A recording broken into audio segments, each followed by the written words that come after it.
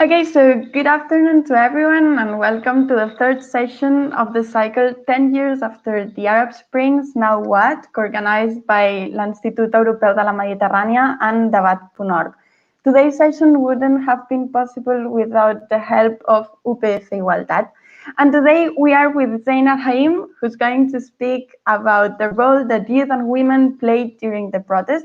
She's also going to speak about what is their situation now and what it means to be a local journalism when a local journalist when you are a woman and your land is the Middle East. So welcome, Zaina, and thank you for being here. Zaina is an award-winning Syrian journalist, and she's also a feminist. And nowadays, she's working as a communication consultant and trainer with a couple of international organizations, working in Syria, Lebanon, Iraq, Egypt, Morocco, and Libya. She studied her journalism degree at Damascus University, and she also has an MA in international journalism from the City University of London, and now she's living as a refugee in the UK. And Zaina is also the founder of and CEO of Shams for Equity and Social Justice organization, which promotes gender equity and advocates for equal rights for women and LGBTQ in the region. So thank you very much for being here. Thank you, Laura. Thanks for the nice introduction. I'm really happy to be here, and I'm sorry I'm only virtual. I would have loved to be with you and to be in Barcelona again. I'm going to start my points by speaking about the Arab Spring, and we were just speaking about this. For me, this term is, I wouldn't use that term. I think this is pretty much kind of westernized, imposed on the uprisings that happen in our region. I think it's excluding lots of minorities and lots of nations who took an action part in the uprisings, whether it's Kurdish, whether it's Amazigh and others. So excluding them by calling these uprisings Arab, I think that wouldn't be the kind of inclusive movement that we were hoping to do. So for me, I would call it like a Syrian uprising, Iraqi uprising, Egyptian uprising, and so on. To go back to the main topic that I want to speak about, which is the women's perspective of what has happened in this last decades, mainly in Middle East and North Africa.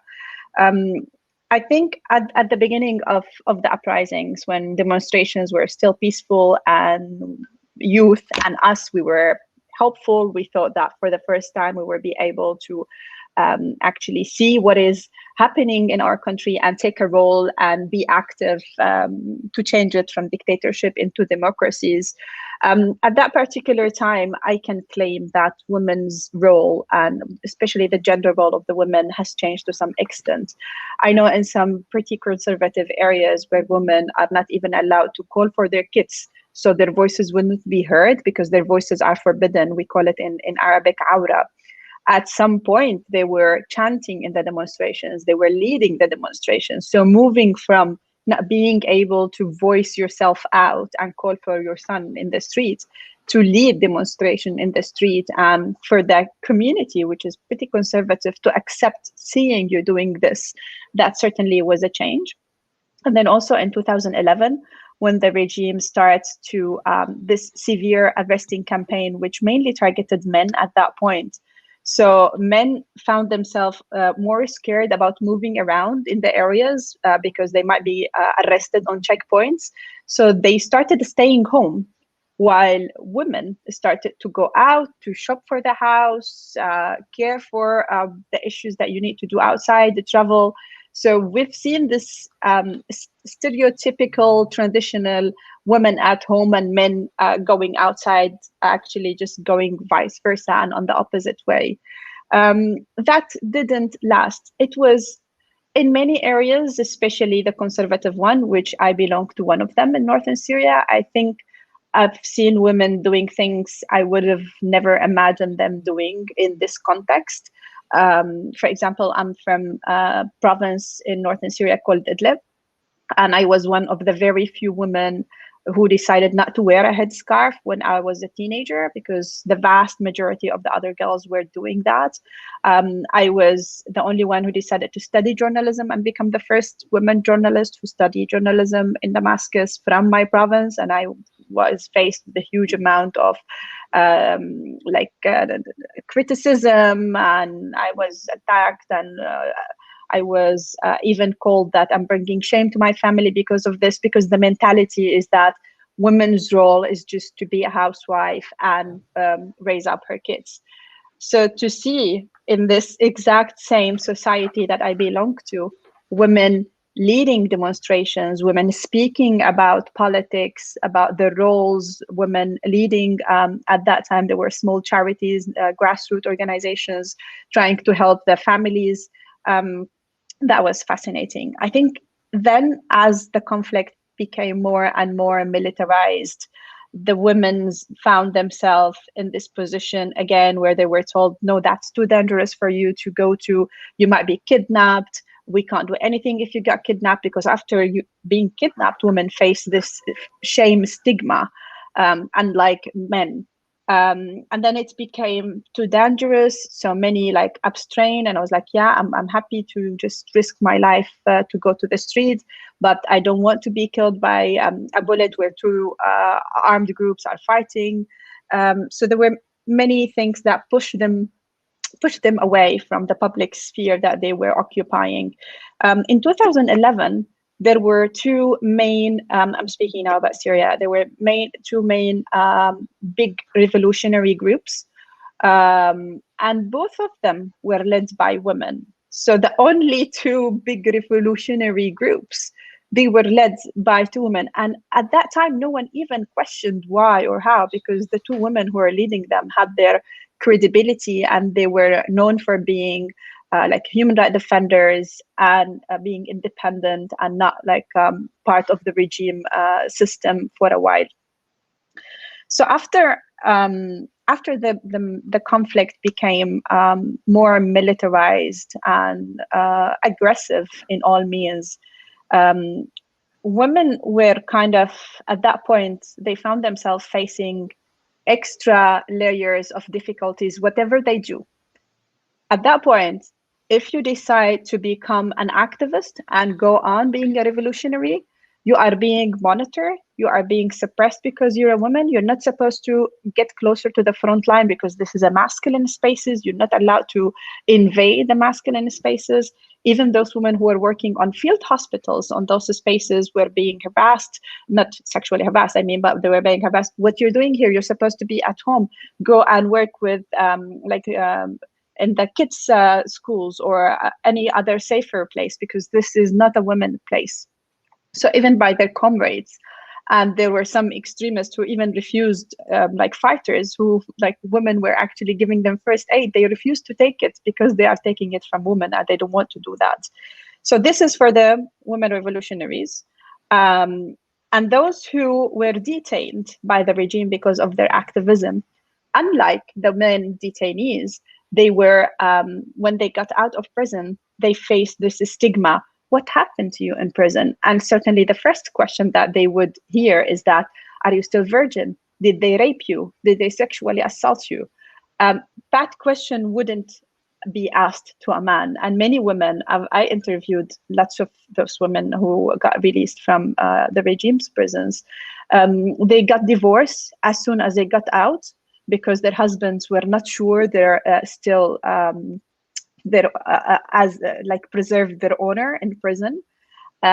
Some of them were not even allowed to see their kids again. They were dishonored by their families. That's only because they were like arbitrarily detained and they were victims of whatever torture that was happening. So they paid the price twice. And many of them are still facing this stigma. Even those women who decided to become a neutral and khalas, yani, just leave it, and they found like this is too difficult. Whatever they do, any kind of action, the reaction would be pretty sexist. any criticism will be very sexist. Even the pro-regime women figures, they are not being criticized for the hate speech that they do. They're being criticized for their faces. They're being criticized for the shape of their bodies, and all of this sexual kind of attacks that is related to their gender, even by the opposition. Again, also there's women who were displaced, who were forced to be displaced inside Syria or refugee camps. They face extra difficulties because they're women. They need to think twice before going to the toilet because they might be sexually harassed, or someone might look at them in the toilet, because we're speaking about tents and women living literally in tents. They do not dare to go around because they might be kidnapped. This forced early marriage, where girls are being forced to get married, especially in neighboring countries of Syria when they're like 13 or 14, because their families cannot afford giving them the main basic needs on one hand, and secondly, they can't secure them, or they can't provide security for them. So if an armed person came and said, I just want this girl and I want to get it and get married to her, they wouldn't be able to say no. So this, and the war has affected certainly every single person in Syria, but these things affected women even more severely because of who they are, and they paid the price, far more prices than the men, even those who were disabled by the conflict, who lost a limb. While a man who lost a limb would certainly, it's a huge loss, but he wouldn't be treated as discriminatively as a woman. A man with a disability can actually propose and get married, but a woman who is disabled, she will be discriminated against twice: first for being a disabled, and then for being a woman. Speaking about that, and looking for what happened in this 10 years, what's the situation for women now?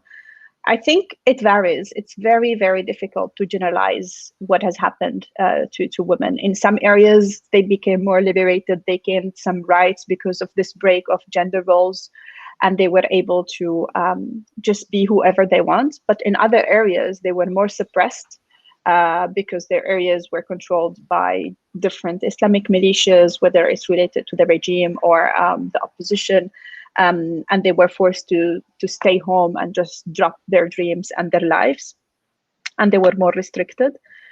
Civil society organization and grassroots organization became a haven for many women to be able to just be. It was the safest spaces to some extent. So we see them now mostly active in these spaces. We don't even have a proper political participation that we can actually call women to be participated at. And we've seen in Syria and Yemen, and even recently in Libya, even when women are being invited to the peaceful negotiations with the UN, they're not being put on the main table of negotiations. They are being put as an advisory board for the UN commissioner or whoever the person who's running those talks. Which is, I think it's very sad, because you're confirming that women are second class, and they can't negotiate their own future. They can only advise the men who are taking the decisions. One of the points that I also want to highlight is, after 10 years, we've seen many women, mainly in Syria, Egypt, and even Iraq now, speaking about sexual harassers who used to be their comrades at some points. But at that time, they were not able to expose them because they were under the pressure of the cause. So because we're both fighting for democracy, and we're part of this movement, you need to just keep silence of my violations to your own safety, to your own security, to your own rights. And now I've seen with these two cases in Egypt, when women started reporting what has happened to them 10 years ago and how they were sexually harassed by their comrades who are a known opposition figure, the first thing that the opposition figures, men figures, would say, oh, now this is a conspiracy from the Egyptian regime or the Syrian regime to just ruin my reputation. Like using this cause, which like we were all united around, to justify your sexual harassment action, is one of the most hardest things. And I think many women started writing about what happened and how now they are finally being able to see what has happened, and that's our personal freedom should go along with our country's freedom, and our rights should go with our country's rights. So this and also this sexual harassment, I think, element was also one of the tools used by different regimes, whether it's the patriarchal regime or the actual dictatorship regimes, to push women away. And we've seen that in Al Tahrir Square, where this awful group sexual harassment happened to women. We've seen that in many areas, sadly, even in some civil society organizations. And this is all telling women, whatever you do, whatever you are, whatever position you are at, you will always be treated as a sexual object or just a productive body, in the very traditional, old-fashioned, sexist kind of way. And I think I will leave it now for your question. Okay, so thank you very much for this introduction. When the protests broke in Syria, that is your homeland, you were in the UK studying a master's degree. And about those days later, you said, I left my stable job with the BBC and the residency in the UK to go back and to be part of that change. What do you remember about the protests in which you took part in? What did you see when you first arrived to Syria and their conservative regions? What did you see there?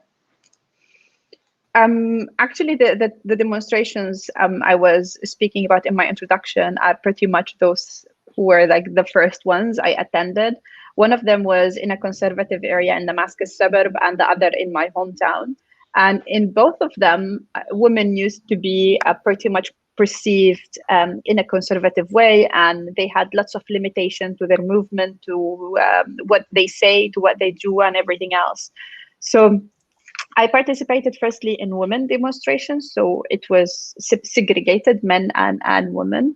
But just being able to hear their voices, shouting, and like the kind of discussions and the courage. Oh my God, there were like women, I wouldn't forget. One of them is still detained until now, and we don't know whether she's alive or dead. She was like ahead of her time. She was planning for what's after the regime and how we're going to rebuild, even at that time in 2011. In my hometown, I was even able to demonstrate with men on my own. And it was fascinating for me because like in this area, I've been sexually harassed all my life in the streets because I'm not wearing a headscarf and I'm a girl. And then suddenly I was kind of secured enough to demonstrate with hundreds of men in my hometown without being scared of sexual harassment, because I felt we're united by this cause. And for the first time, I was able to feel secure and had a voice in my hometown. And I think those who lived that stage in 2011, even in Egypt, in Syria, and Libya, we would speak about not just hopes, but this love and belonging, which we don't usually feel for our countries. I had here a question about the role that women played during those demonstrations, and I was going to ask you if they were in the organization and leadership spheres, but you already said that actually they were, and that they were leading all what was going on. Do you think that we know and that we really know what was going on, that we know that women were leading, or do you think that we don't know that they were leading, and why we don't know about that? Thank you for this question, Lara. I don't think we know especially the English speakers or non-Arabic speakers, because women's stories are sidelines. First, because very few women are given the chance to speak out on their own and express their own stories with their own language. And secondly, because their stories are always considered to be minor. Okay, we don't speak about gender equity or feminism now because people are being killed on daily basis. And then the bombing stopped, but yeah, there are a million of displaced. Let's speak about human rights. Let's not speak about women's rights. And then even like in one of the feminist discussion I was at, they were speaking, they were saying, no, this is like a human rights matter. It's not just the feminist, which is the same concept of like all life matters. It's not Black Lives Matters. There is, I think, the patriarchal aspect of our own countries and the international patriarchy as well is certainly sidelining the women's stories. And especially on the visual levels, we have very few visual stories. We've seen lots of films which are mainly and reports which are mainly speaking about conflict, who killed what, who did what. But if we look for even the Iraqi women who were kidnapped or were killed, you would rarely find pictures and actual stories for them, because I think very few efforts are being put into that. And this is why I made it my case. So telling women's stories and like helping women who want to tell their own stories by trainings on storytelling, communication, journalism. This is one of the things that I do. In 2013, I invited women who wanted to be citizen journalists to come to a training I was given. And I was very much shocked because I didn't think that there were so many women who are interested in knowing what is this journalism. I had 14 women, all housewives, all have never written, or some of them didn't even read news or articles. And they were all very engaged and active in that training. And now after 6 years, I'm pretty happy to say that 6 of them have become journalists and they are breadwinners. They're feeding their families from journalism, and they even pass that training to other women. So because I really feel passionate about these women's stories, I don't feel that they're even covered fairly in Arab or even international media. We will later speak about citizen-based journalism and the role that it played during the Arab Springs. But before, I wanted to ask you about models, because we know that having empowered and independent women in the public sphere has an impact on society's mentality, and especially on those little girls that are building their own identities. Nowadays, are those profiles represented in the Arab public sphere? Do you think that the 2011 protests had an impact on the building of a certain Arab women model in the public sphere? It's really hard to tell. Thinking about little girls now, it's been 10 years. And if we're thinking about the girls who have raised up in areas of conflict in Syria, Libya, and Yemen, those girls were out of schools for 10 years. And they're now 20. So if they were 10 then, they're now in their 20s. So it's at one point, there were some figures that we certainly didn't have before in the MENA region, who came with this uprising and became its voice. But then we have 2 issues. First, many of those figures had to abstain and leave the public spaces because of the hate, because of the attacks and sexist bullying that they were getting. And I will mention here Nawara Najm, which is a very well-known Egyptian journalist and activist. She was on all TV channels when Mubarak fell, and she was very active. And then after 3 years, she decided to take her headscarf off, and she was even threatened. And she closed all her social media. She had millions of followers, and she disappeared. And I spoke with her about this, and she told me that she would never come back to this space because it's so poisonous, and that she feels public wouldn't change, and she's paying the price herself for being who she is.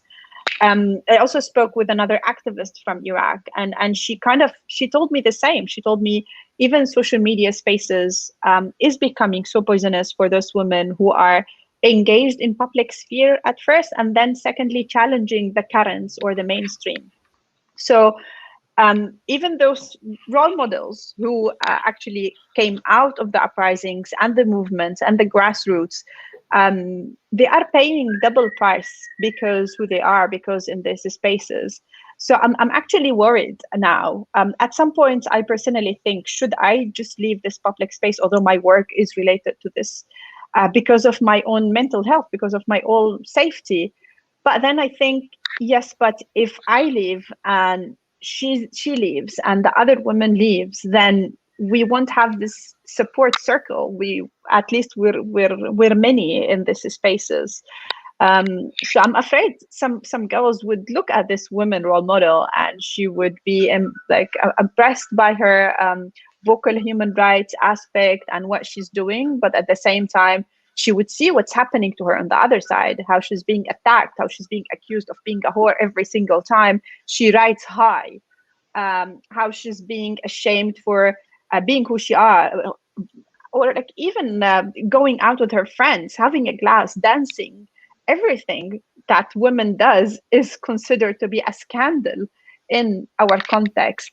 So this is like a double side, and I can't really tell whether I would encourage a little girl now to look for such a figure, or she just need to go slowly and discover her own path. Well, thank you for sharing with us your story and your fight. To what extent, after all what you have said, the so-called Arab Springs or the uprisings have been an amendment of the patriarchal structure in both the Arab countries and the MENA regions, because they were asking for a change. So to what extent that change was also an amendment to the patriarchal structure in the region? I think we had different. Yeah, sorry. Would you say it was a feminist protest, for example? Would you say it like that? I think we had, some of us certainly thought it's a feminist uprising, and many of us thought that it's obvious when we call for justice that would include social justice, and when we ask for equity that certainly include gender equity, not just national and like rights kind of equity. But sadly, no, there were many sexists and many good sons of the patriarchy who were on our sides in the uprising. And then as soon as they became in power, they started applying the exact same hierarchy and the exact same suppressions that the regime was applying of this hierarchy.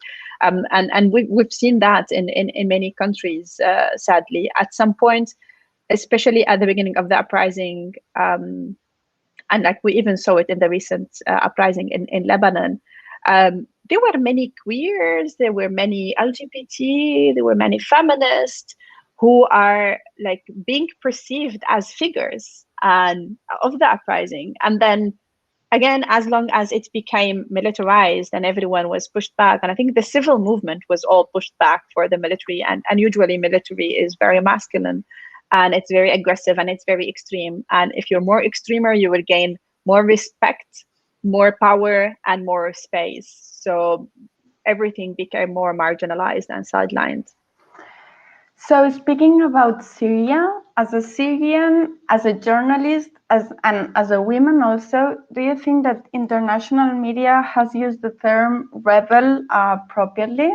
Or have we called rebel to some groups that actually they weren't? Because here we speak about rebels and there are several different groups. Do you think that we have used this word properly? I actually wouldn't blame you. I don't even know the names of all the groups who are, the Syrian groups are fighting on our land, and the international proxy groups who are fighting on our lands. So I wouldn't blame you. What I think was missed, I think that the conflict news, the militarized news were covered well, and we had many great journalists who risked their life to go there. I actually emailed Javier last week. I've seen the Spanish film about foreign reporters, and I saw him when he went, because I met him in Syria in 2012 or 13. And he just jumped on my car. He didn't even know who I am. And he was like, can you cross me that sniper's area? And we passed that sniper, and then was like, I don't want to be responsible of a foreign journalist in my car. If I got sniped, eventually I'm Syrian, it's fine, but I don't want to be responsible for you. And then we met a couple of times again. So when I saw the film and he was speaking about how he would teach his kids that those Syrians who are now refugee in our country are exactly the same as you. They were just not lucky to have your passport. I asked Christine to give me his email, and I contacted him, and I said, like, I'm a refugee now. And I just remembered what we've lived when we were together then. So, I mean, those eyes for the international communities, the journalists who went in, they were able to report that element well, and those who are following the Syrian conflict closely, they know who is what and who is doing more violations for human rights, was more respectful of human rights. But I believe the story that was missed is mostly the women's perspective of what has happened, and those who were not on this side or that side. I think at some point the general atmosphere was, this is a two-dimension conflict, you're either good or bad. But there were many bad people in the good side. There were many good sides on the bad, bad people on the good side as well. So that's not easy. When it comes to journalism, you have written several chapters for different books. One of them is that one, Our Women on the Ground, Essays by Arab Women Reporting from the Arab World. It is edited by Zahra Hankir. And Hankir, in the introduction, she speaks about a figure called Sahafiya or something like that. Sahafiya, so what is a Sahafiya, and why this figure is worth of a book? Well, Sahafiya is a female journalist in Arabic. And I think what Zahra was trying to do is to provide this perspective, was I was just telling you that I think it's still being lacked from the international media, from the general perspective of the war. We either have foreign correspondents covering what is happening in our region, or male local correspondents covering what's happening. To have this perspective of both local and women, I think we do see things differently, and we report things differently, and we also have our own stories. Unlike foreign journalists, I'm reporting not just people I care about. I report my classmates, I report my family members, my ex-boyfriends, my school, my house. And unlike foreign journalists, I can't retreat. I can't leave the space and go to my safe haven where I can deal with my post-stress trauma. This is my place.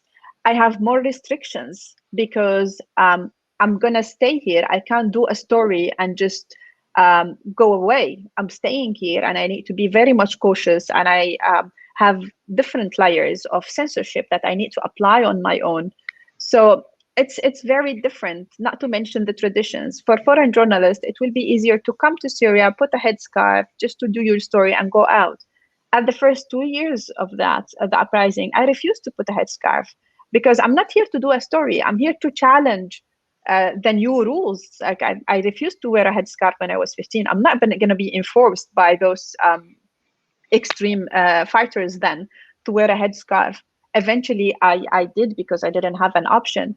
But I mean, we have different perspectives, and that's why I think it was a very nice gesture to think about what has happened in the region through this specific Sahafiya women journalist eyes.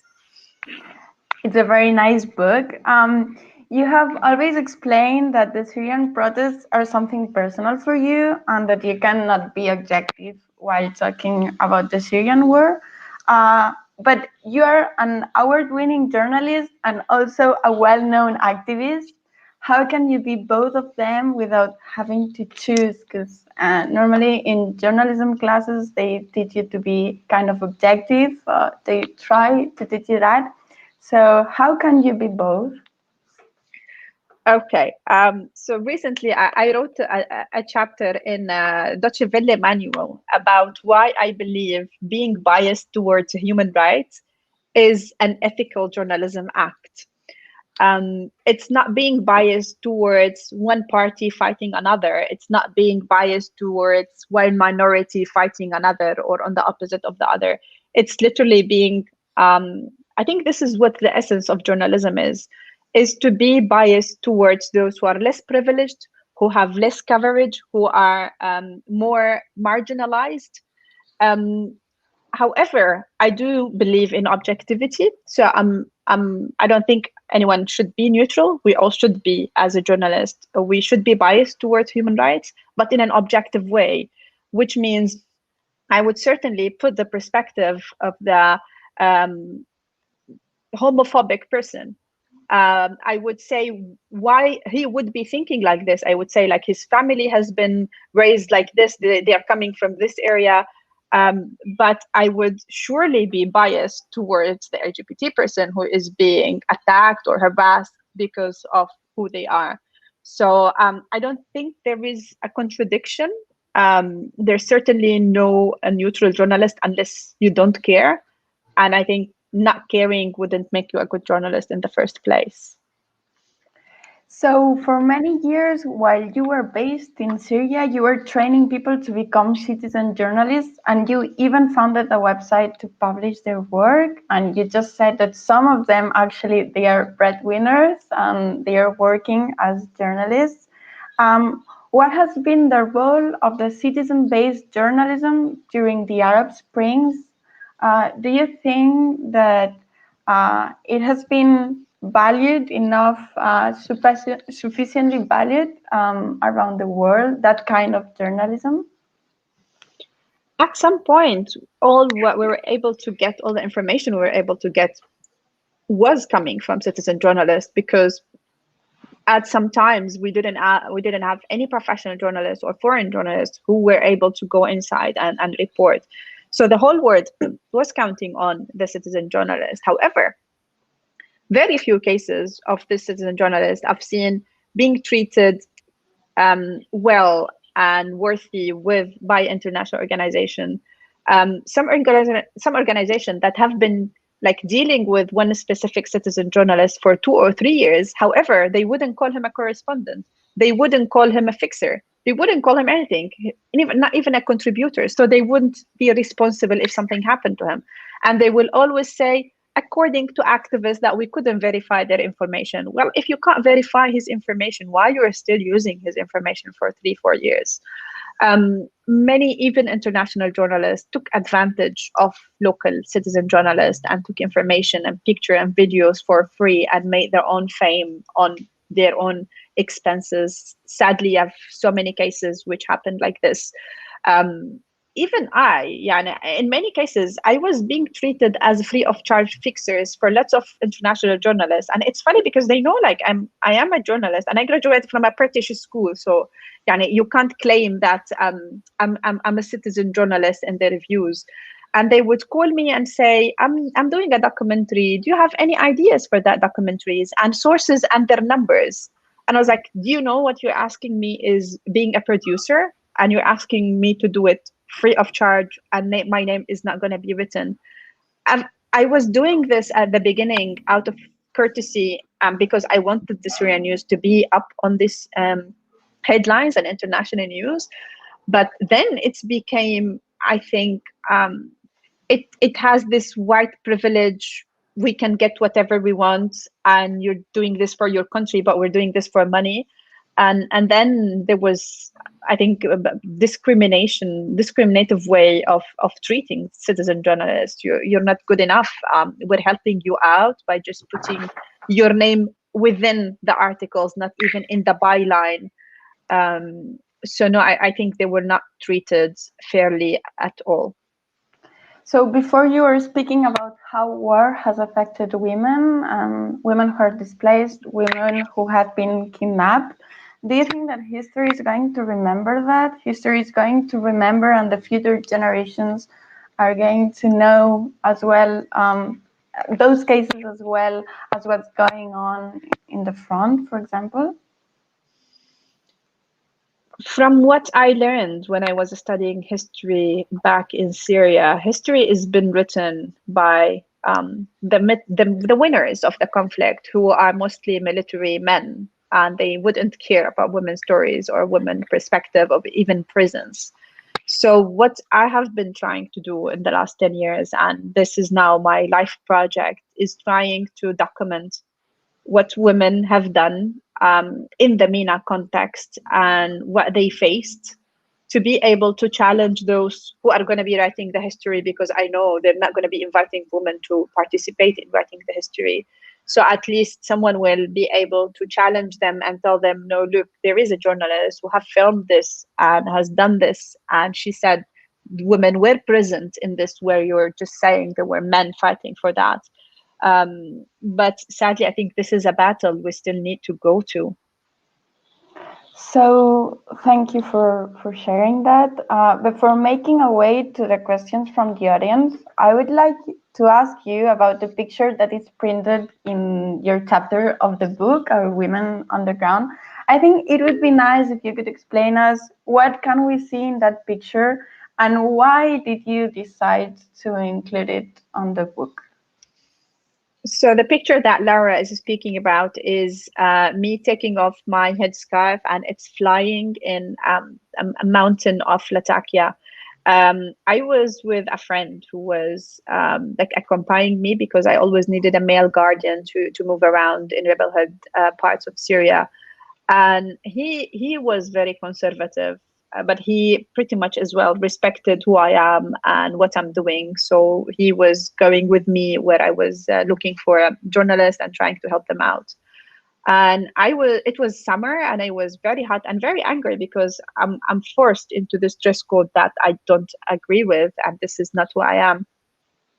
And at some point, he felt that I'm so annoyed, and we had lots of problems on the way, and we've been like intimidated by many checkpoints, that who is he and why I am with someone who's not my first relative, and all of these issues. So he stopped the car on the edge of this mountain, and he said, "Get down." And I was like, "Are you gonna push me to the mountain? What are you gonna do?" I was like, "Get down, get your headscarf off." And I was like, "Are you sure, Hamoudi?" Yeah, because if we were seen at that moment, he could have been killed. Because at this crazy time, people act in a very awkward ways. And so I did, and he took that picture for me. For me, for such a person who I know how conservative he was, and I know like he wouldn't agree to go out or to marry a woman who's not headscarf, to risk his life for me to be who I am, that was the core of the uprising in my head when we started. And I've seen lots of samples like him at that time, and then they disappear, as he did, because he was killed after a couple of months while he was filming one of the battles. His name was Hamoudi Bitar. He was an architect student. He was killed when he's 23 years old. Thank you for sharing. So let's move towards the questions from the audience. I think that we have many questions. Lourdes Vidal, she says, do you think that being a woman makes journalism, particularly in conflict contexts, more difficult than if you were a man? Yes, certainly, especially if you're a local one. There were many extra difficulties that you face because you're a local journalist, related to restrictions on your movements, restrictions of what you write. And even if you write something controversial, you will be attacked twice as harsh as men. And they wouldn't be enough to just attack your ideas or to challenge your perspective.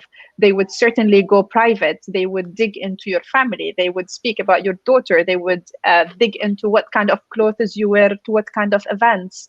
So it's very personal, and every disagreement will be more like a character assassination.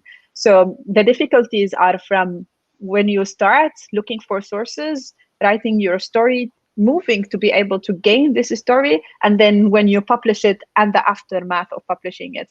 I think women certainly have like triple the amount of difficulties that men journalists do, especially local ones.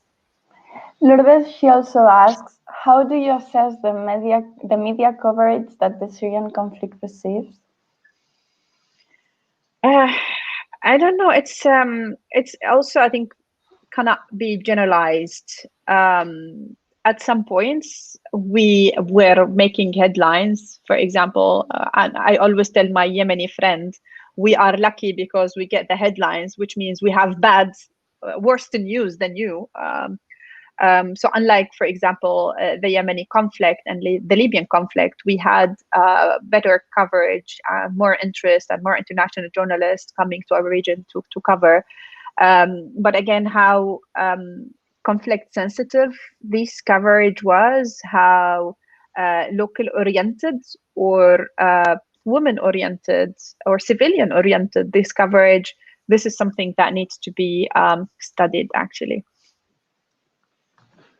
And finally, Lourdes, she also asks, to what extent there is apartheid reporting from Western journalists benefiting from citizen journalists, but not providing space for Syrian voices? Yeah, we've just touched the topic. We just spoke about this. There were many passionate international journalists who actually helped Syrian journalists. They even did crowdfunding for them afterwards to go and study abroad. They helped them finding scholarships, and they really like felt that they are responsible to give them something back. But at the same time, there were plenty, not just international journalists, but big institutions, production companies, TV stations, who hired but not hired, who took volunteer citizen journalists for a year without paying them anything. And when they got shot at or when they got injured, they said, you're not a staff, we can't do anything for you, and they were left alone. Sadly, this is the majority. Tarek says, in which Arab countries do you think that women have more reasons to be optimistic about their future? Thank you. And I would add, in which countries do you think that the future is darkest? Well, in terms of flows and the kind of movements that women are and how much they're engaged in public sphere, I think Tunis, we all look up to Tunis at some point. However, when the Lebanese uprising started, and even the Sudanese one, we've seen also women figures taking the lead of discussions, taking the lead of the demonstrations themselves, speaking about very progressive personal laws, which doesn't come true yet, but I mean, they're speaking about it. So I think, yes, especially in the second wave of the uprisings, which were in Sudan, Iraq, and Lebanon, we've seen some hopes that feminism and feminists are taking their spaces. So do you think about the uprisings in Lebanon and Sudan as something linked to the uprisings of 2011? I certainly think so. And even there were many techniques in the demonstrations, in the songs, in the slogans that they were taking from those uprisings and just localized by the context. And we had like suddenly, for example, my whole Facebook feeds were about the Lebanese uprising. And I was like, why don't I know any pro-regime Lebanese person? Because I think civil society, most of these movements are led by civil society. And we, as the whole MENA region, we started establishing these connections and we shared experiences from the others. Sadly, especially after we became into exile. So I'm now working on different regions. I'm working more in Iraq, I'm working more in Libya, and there were plenty of Lebanese and Libyan and Iraqis who were working on the region. And I think that certainly tells you something. And I think it will benefit us certainly on the long way. Barnat asks, how did you perceive in Syria the involvement of young people supporting the so-called Arab Springs? Was the majority of young people involved? In 2011, I think very, and it depends on the areas as well. Like if we're speaking about the coastal area, if we're speaking, because the regime presence was harsher in some areas than the others. But most of those who started the uprisings were young, who didn't know or witness what Assad's father did to our parents. And so our parents witnessed the massacres and they were too scared to take part in the uprising. But the second generation, which is ours at that time when I was young, we then got involved in different levels, and there were many schools who were like just kids were getting out of schools and protesting, and you can find lots of them even on YouTube, not to mention those university, even the private one at some point they were taking part in the discussions, in the movements. So yes, I would say yes. And do you remember which was the first reaction of the other segments of the society towards the youth that were starting to mobilize at the very first moment? I would say the general agreement. There were those who were saying the regime is good, and after the regime we will all be lost and we'll go into war, and Israel is going to take over our land, and all of this conspiracy. But there is those neutral people who said you don't know what the regime is capable of doing because we've seen it. And those were the older generation. And they were kind of scared for the youth. They were scared for the uprising because they knew what the regime is capable about, while some of us were pretty much naive, thinking that no, the army can't be involved. They would certainly not bomb our cities and towns. So do you think that in the Arab world, since the uprisings, there has been a shift regarding the role of the youth people? They were criminalized, or they were proud about the youth, and which is the role of the youth nowadays? I'm not specialized mainly in youth, but I've seen, certainly with the kind of education crisis that happened, dropping out of universities, schools, and then even those who were persecuted by the regime, for example, if they're applying for asylum in Europe, they're being asked to provide this innocence paper to the government to take a nationality, but they're not innocent because they were imprisoned for activism. And outside the region, they are being treated as criminals because they are being criminalized by a criminal. So I certainly think they paid a huge amount of price, and they're still far more than us, because I was already lucky to have my master's degree before the uprising. I was able to be well established before it, but they need to start over from the scratch. So we have our last question. It's from Bernat also, and he says, how many Arab women journalists are working in the field right now? How many were covering the Arab Springs? Do you think that the amount of women journalists is rising? I can't give numbers, but I'm certainly seeing more women getting into journalism and getting involved, and I'm seeing more programs which are implemented related to women and trying to encourage women to take those spaces. Sadly, in general, we don't have many independent Arab platforms where women can who speak Arabic can write and like be independent, especially when the dispute between the Gulf. So you're either pro that camp or the other camp. So independent journalists in general, women and men, were being literally like left alone and without a platform to write at. But I would say that we're seeing more women getting interested in this major and in journalism, and we're seeing more feminists who are becoming more vocal and earning their own platforms on social media and in general. So finger crossed that will continue. So finger crossed, and thank you very much, Zaina Erhaim. That was the last question. So this afternoon we have spoken about the Arab Springs name, the extra difficulties and challenges that enforced on women exclusively, and how women are getting engaged in making this change process. Actually, you said something that made me think. You said something like, our rights should go with our society's rights. So to me, that's the best conclusion possible. And before I conclude, I would like to thank the Institut Europeu de la Mediterrània and UPF Igualtat for making this possible, to Tarek, who has been in charge of the streaming, and to Adrian, who has been working on the dissemination, and of course to all my colleagues from the board of Debat.org. And of course to you, Zaina Erhaim, thank you for sharing this afternoon with us, and see you soon in Barcelona. Yeah, thank you all, and thanks for attending. Sorry for taking another hour from your online space, and I hope I will see you again in person. Have a lovely evening. Really nice. See you. Bye. Thank you. Bye.